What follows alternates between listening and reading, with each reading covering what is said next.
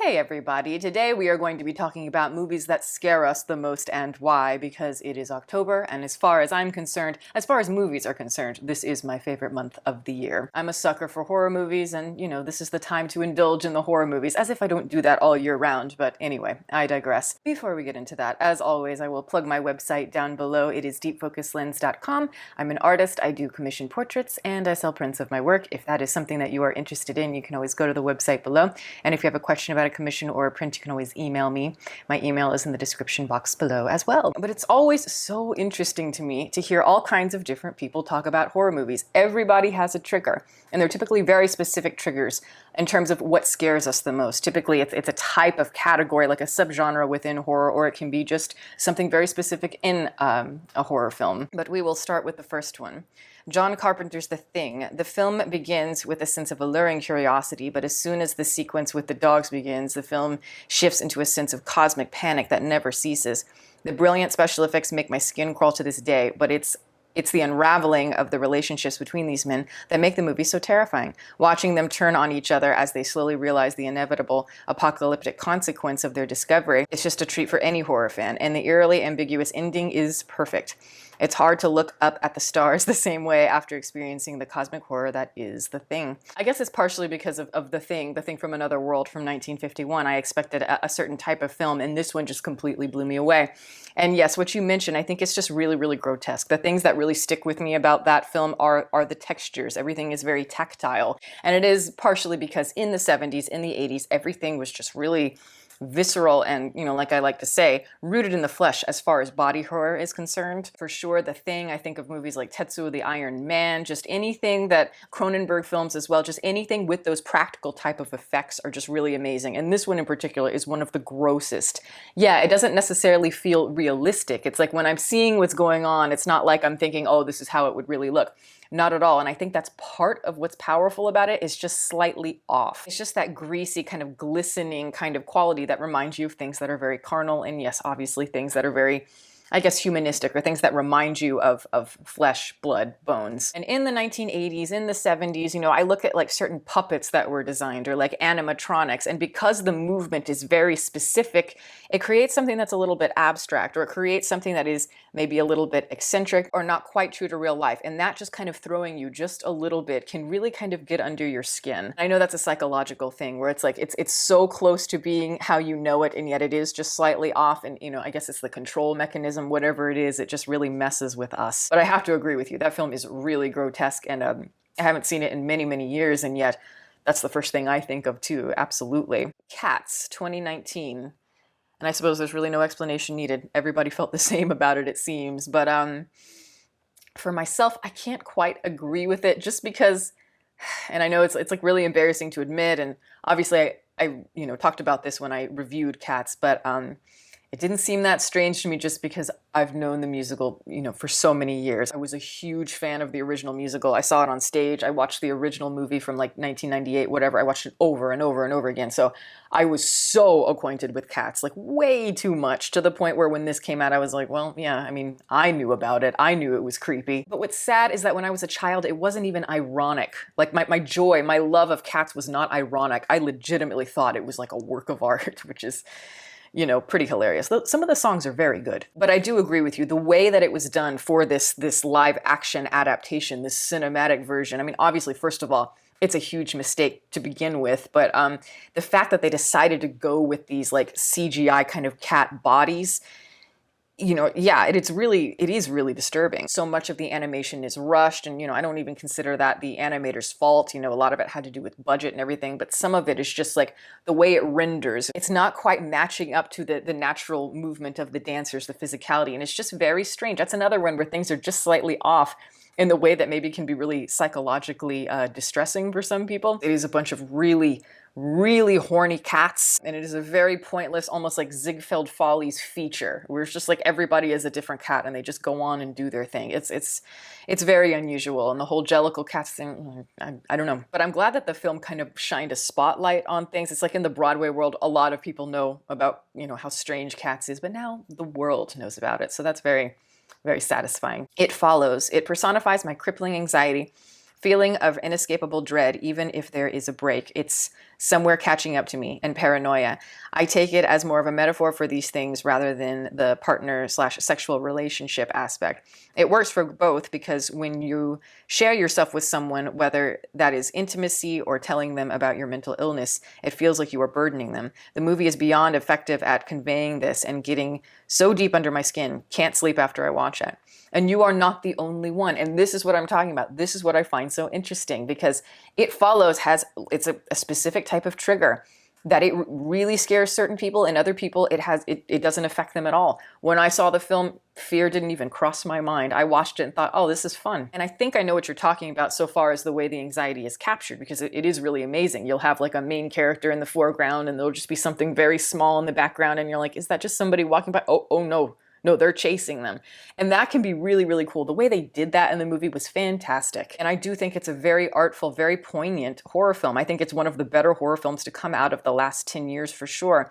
And what you said, the things that did resonate with me more was more the kind of the sexual relationship aspect, the aspect of growing up. Because as I've said always, I think that the film is a coming of age story and all of that is a metaphor. A transitional stage growing up into a woman. And yeah, that's what I found to be more powerful, more emotionally resonant.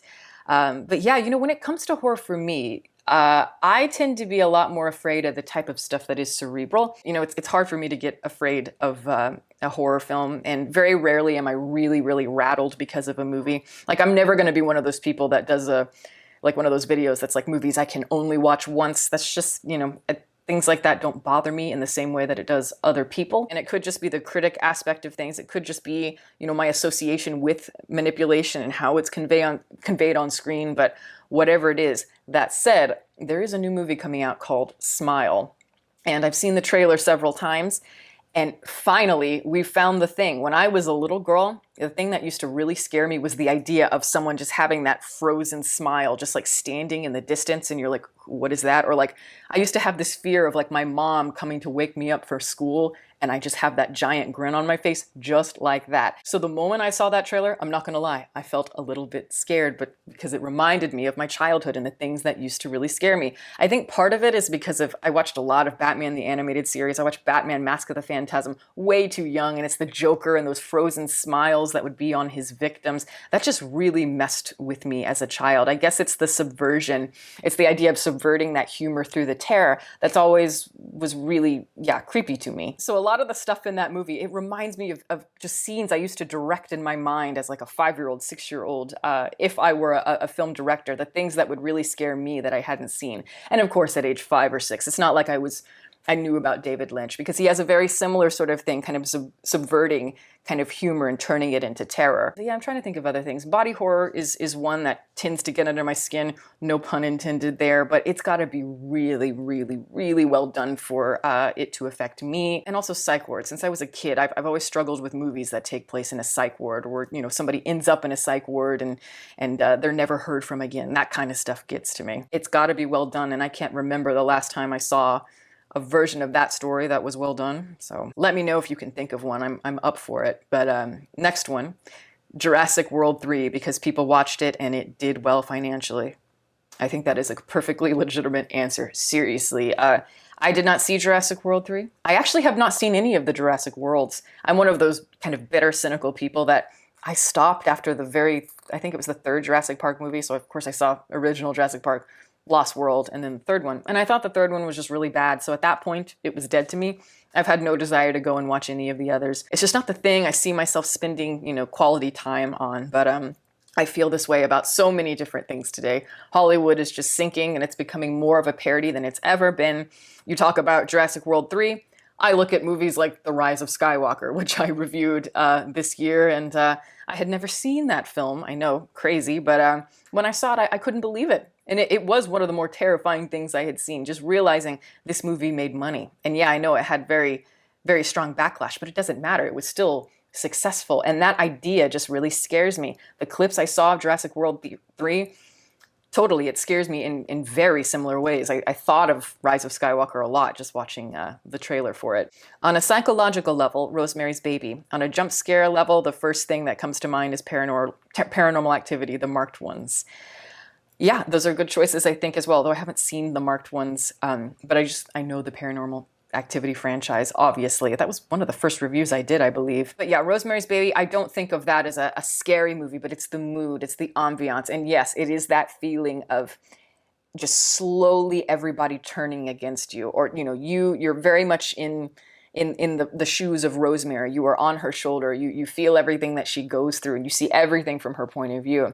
And just little by little, everybody abandoning her and making her feel crazy. Those are the things that absolutely get to me, make you feel trapped, and very few people can do that as well as somebody like Roman Polanski, who was able to do something really amazing in a movie called Repulsion, which is before this film. A film I find more skeletal than Rosemary's Baby, but like, look what he did just visually with all of that. I thought it was incredibly powerful. And the way he can understand his main characters, I think, is the key to why it is so terrifying, because he understands their vulnerability, their weaknesses, just the little things that push their buttons, and he brings all of that out, often in humiliating ways, tragic ways, unrelenting ways. And yeah, Rosemary's Baby is just, one of my favorite movies of all time. And Paranormal Activity, like I said, I get it. It was capitalizing very much on that paranormal thing. We went more from like the torture porn, Saw, Hostel, that type of thing, into more the paranormal stuff. And I feel a lot of that began with Paranormal Activity, as far as, the resurgence of that type of thing. Obviously, it's taking the Blair Witch Project idea and really capitalizing on that just from a marketing standpoint. I reviewed Blair Witch Project last year, and I really had fun with that review, just because, I don't know, I think that film is more special. Paranormal Activity is maybe more dependent on the gimmick of, everything being filmed in a specific way. The found footage thing, I guess, is what I'm trying to say. But yeah, I don't know. I think it's just more heavily relying on that gimmick, whereas Blair Witch Project, it felt more natural. I saw the first two Paranormal Activity movies, and it's been so long, but I do remember a couple of things that stood out to me in those films.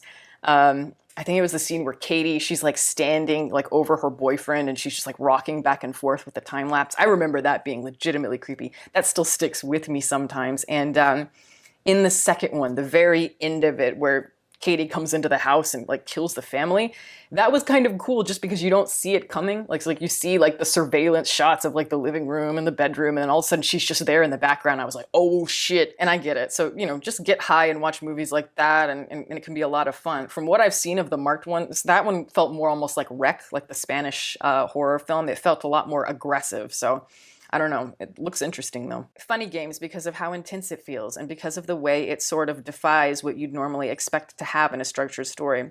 I don't want to give any spoilers for anyone who hasn't seen it, but I haven't seen another movie quite like it. I'm not sure if you mean the original film or the new one. It's crazy to me how many people prefer the new one. I find the original so much more effective. I was kind of put off by the new one, even though, yes, the artificiality of it does tie in more with what Haneke is trying to present to us, though. I found it more effective when you had something that had more of kind of like a realism. It wasn't so artificial, combined with these two kind of archetypal characters, these two villain figures kind of coming in. And it was the dichotomy there that I found to be so powerful about it. That one has a violence to it that is much more aggressive. And the pain of what happens, I feel it way more. The acting is way more powerful in that film. Absolutely. What is so sad about that film, and yeah, it is a spoiler alert. So, if you want to see the film, don't listen to this. But, I think it's the fact that we know from very early on that these people are not going to be saved. Funny Games, it is a game, a literal game that is rigged against them. And so naturally it's like, oh gosh, we have to sit through this and watch them go through such pain, such torture. And it's like, you don't have to sit there and watch it. And I think that is part of the test that this movie shows to you, because, a lot of people can talk about exploitation and violence and whatnot. And it's like, yeah, but part of the point of it is like, are you willing to stay or are you not? Are you curious about what the film has to say or not? I don't think the film is that violent. It's more just kind of what it insinuates. It's more the idea of what's happening than what you're actually seeing. You'd be surprised, actually. Go back and watch that movie. It's not as violent as you think it is. And the parts that are meant to be really exploitive, you're not actually seeing in the way that maybe the direction makes you feel. And that's a great director. Somebody who can make you feel as if you're seeing things and you're not really seeing things. And in that sense, I look at the whole film more as a thesis and exercise more than I do like a theatrical feature experience. And I think Haneke does as well.